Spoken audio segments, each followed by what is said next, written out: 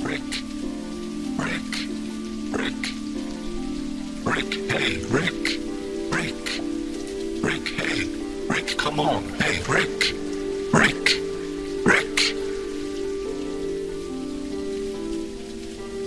Rick, Rick, Rick, Rick. There you are, looking blue as ever. What? I'm blue? Like the song? Bluish, with a hint of orange here and there, but that's not important. What's important is how we get to continue. Well, what's stopping you from just going for it? I haven't seen you going in your light at all. I, too, have some unfinished business. I can't go anywhere before it's done. I'm just taking my time with it. Oh, I had no idea. Can I help somehow? It's grand. I'll be fine. And just get your mind straight, will you? You'll proceed once you're finished. Don't mind me. Right. Sorry I asked. No, don't be. You're different from the rest. Most souls are troubled by something, you know? They need some time to sort things out. Souls in here have reached the end of certain lifespan on Earth, and they're just waiting for it to move on. They're gathering their final thoughts, making sure everything's alright before going ahead. You are here because you died prematurely. I can only assume there's plenty of things you would like to know. Yeah, my mind is raising more questions than getting answers. It's just... I'm getting tired. I'm not sure how many times I can do this anymore. I didn't expect this to be so hard. But I have to do it. Do your best. I'll snap you out of it if you start to dim.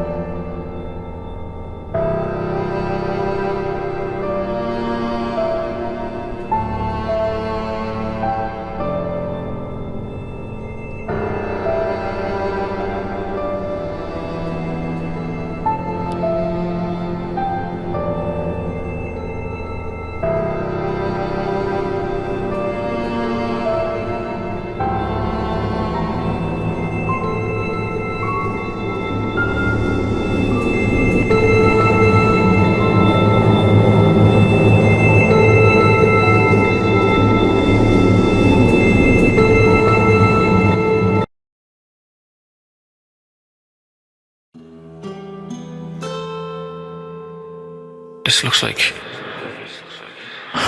Oh. What did I think of this place?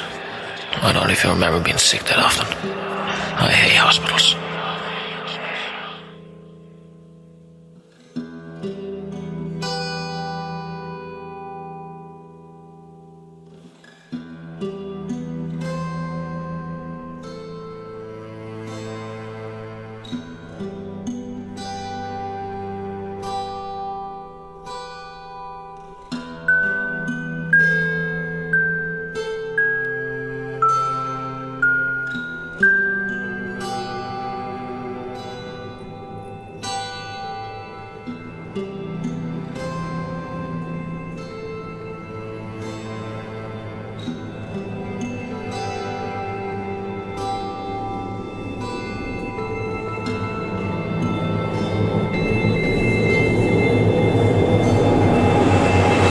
Sounds like Vincent. We were like brothers. No wonder he's here. It's been 6 months now, Rick. You've been dead for half a year. I can't say it has been easy learning to live without you. It's hard to believe you're not here anymore. With the year's end right around the corner, I would like to think I've started to make some progress, but I haven't. These days I can't talk about your death without getting upset, but apparently can't write a single letter without tears. Damn it. I want to be able to look at people and tell them how you died. Man, do people ask me that? I finally feel like I can be honest with you. Okay, not with you word for word, but I can be honest with myself about you. Damn. Can't do this now. I need a drink.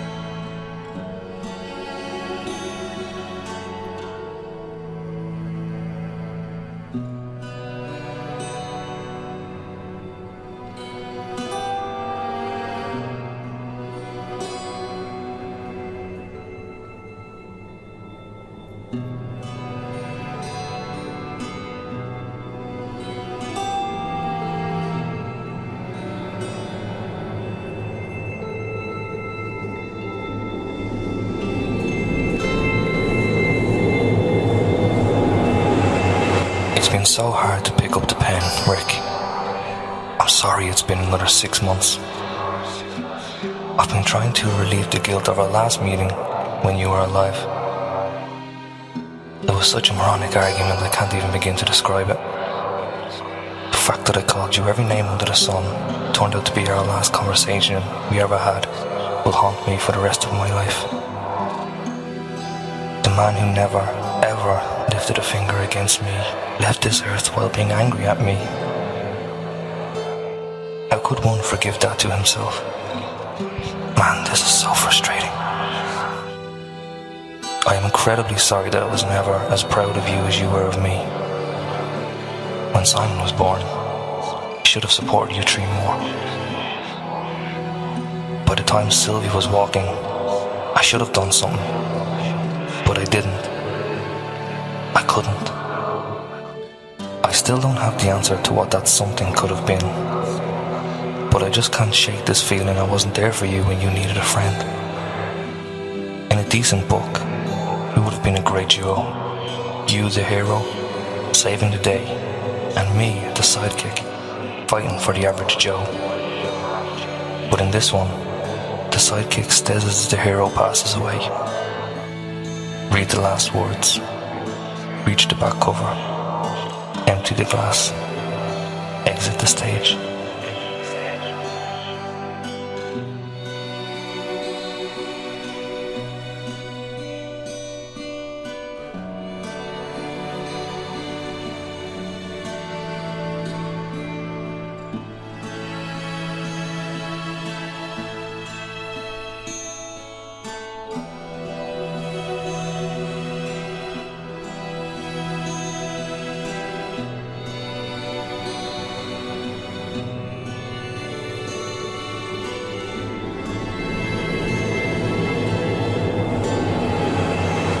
Simon's voice. Simon. Oh, Simon, my son. I hope you're alright. Hi, Pops. How's things? How's the bed? Not too hard, I hope. I just had a chat with one of the doctors here. She said you were brought in a rather bad condition, and that things aren't looking all that great. They said stuff about internal bleeding. Something ruptured somewhere and other stuff. I stopped listening after a while as I realised she's only smooth-talking me about the inevitable. You taught me to be rational. I know and I remember how you always said to keep a cool head no matter what the situation. But you never prepared me to face the music when my teacher, my best friend, would be gone and couldn't tell me what to do. Am I to take over the role of the man in the house now? Is the family now on my shoulders? What am I supposed to do? What are we supposed to do? If only you could answer me now.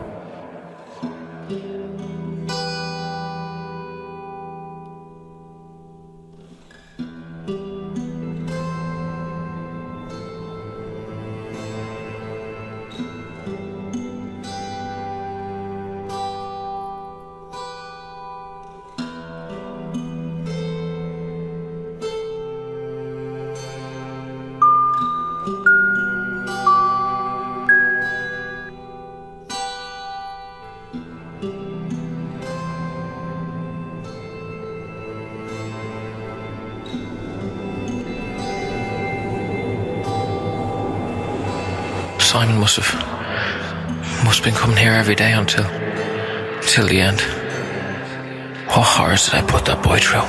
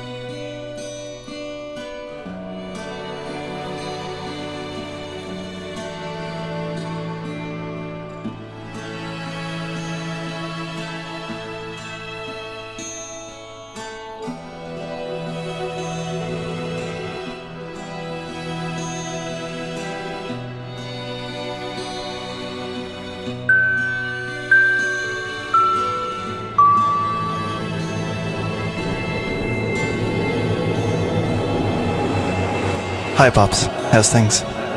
Everything alright here? You're not flirting with the nurses, are you? Of course you aren't. You wouldn't do that to Mum. Not in a million years. You once said that other men judge your character based on how you talk about your lady. If that's true, you must have been getting some pretty good feedback from everyone. Not even once have I seen Mum sad around you. Even on that one Christmas when Amnon tried to run away chasing that truck and you two had to run after him. I didn't even see a frown. How did you do that? I don't know. How could I do it? I don't know. Last night I heard clearly through the walls that she was crying. I was scared, Dad. What was I supposed to do? Naturally, I didn't want her to cry, but I'm used to seeing her so strong around you, and I honestly didn't know what to say to her. I ended up staying in my room like a proper coward.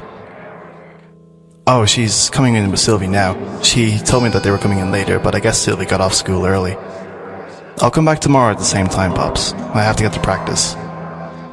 We've got some rookies on the team and we need to show them the ropes. Maybe some exercise will get my thoughts running. Who knows? Later, Pops. I'll be back in tomorrow.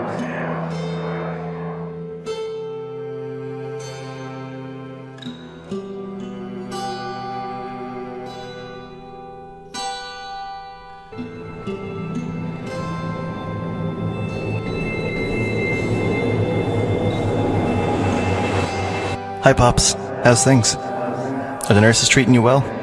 Are you treating them well? Today some of my mates tried asking about you and your condition, and I didn't know what to answer to them. I just said you were in the hospital for now and no one would know how long you're going to stay here. When I walked in, the same nurse came to me again. According to her, your situation hasn't changed. It's as bad as it was when you were brought in 2 days ago. Pops, you ain't really getting any better. Remember that time when I was sick home with fever? You left work early to take care of me. Today I thought about your laugh and I came to the horrifying realization that I can't remember what it sounds like. I just don't remember. I felt paralyzed with this shame and disbelief, as if I couldn't recognize my own face. I closed my eyes, tried to silence the room around me. I took a deep breath and pictured your smile. It's much like mine, with less of beard, of course. But I couldn't hear your laughter. No matter how hard I tried, I couldn't hear it. Dad, I tried. I really did. I feel like it's not so much to ask that I just hear it once more. Just once. Why? Why my father? My wonderful, empathetic, silly dad. It never made sense to me. But never will. Not everything happens for a reason. I've learned that it's something I must accept. It sounds like something you would have tried to teach me down the road. Hey, I'll try to bring Suzanne with me tomorrow. Still haven't told her what's happening to you. I'll go pick her up now as Mum couldn't get the car running. Later, Pops. I'll be back tomorrow.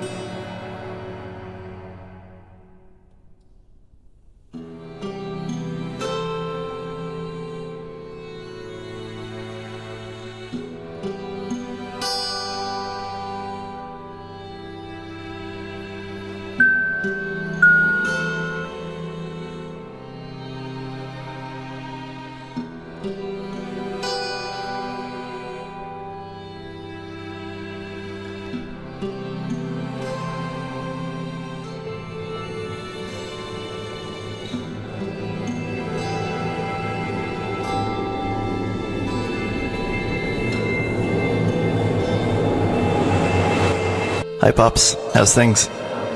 Suzanne asked me this morning at the breakfast table where you are. It's been 4 days and we still haven't had the guts to tell her what's going on. Right then and there I thought I should make up a short story about how you suddenly went to a long trip with Vincent, or that you were at Uncle Rob's place, helping them around. Sylvie stopped me before I could say anything and put it bluntly. Dad's seeing a doctor. As you know, she hates doctors, so she just asked us, why are you being tortured like that? Isn't an hour trip to the doctor enough? That must have been the first time in these 4 days we've actually laughed at home. Pops, the nurse told me we need to make a decision soon. It's apparently too dangerous to move you to a smaller hospital. You can't be taken to home care and they still can't see any brain activity. What they're asking us to decide is whether or not you'll be kept alive, and I don't have the answer. How could I? Your heart's still beating. How could your brain couldn't catch on some days? What if we just give it some more time, like a year? I can keep visiting you every day like this if that's what's needed. It won't, right? You always told me to keep it cool and be rational when it comes to tough decisions. Well, here I am, at least trying not to lose my cool. I do know what's going to happen, I just don't know how to live with it. Mum?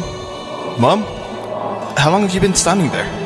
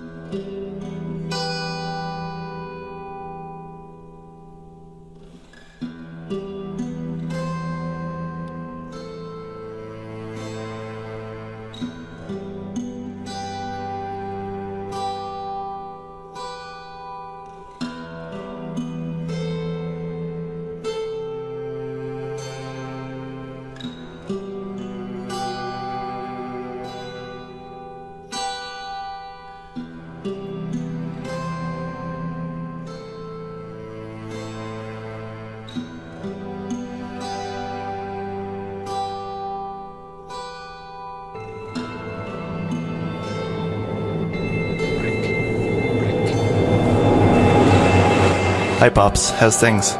Is your pillow alright? Is your neck hurt? You wouldn't know, right? If you would, you couldn't tell me, right? And if you could, you would say stuff like, men don't feel pain, son. We're strong like that. Strong for our ladies. Like you said when we were going to camping in Kildare. We were going to have a few more camping trips before school would start, remember? We never visited Uncle Rob and Mayo either, despite having that weekend free. I don't resent you for those things. I never did, and I never will.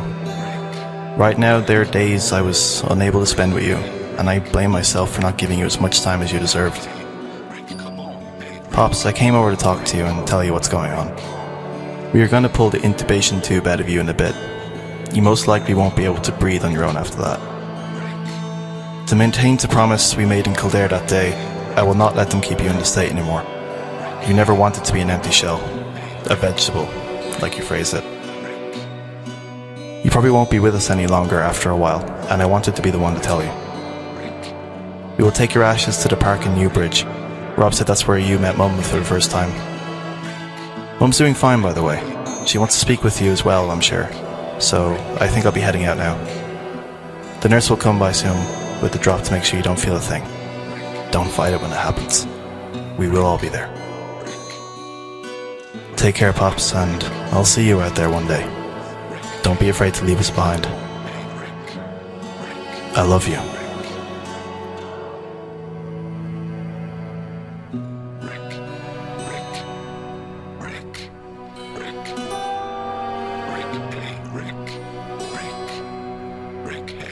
Rick, come on. Hey, Rick. Rick.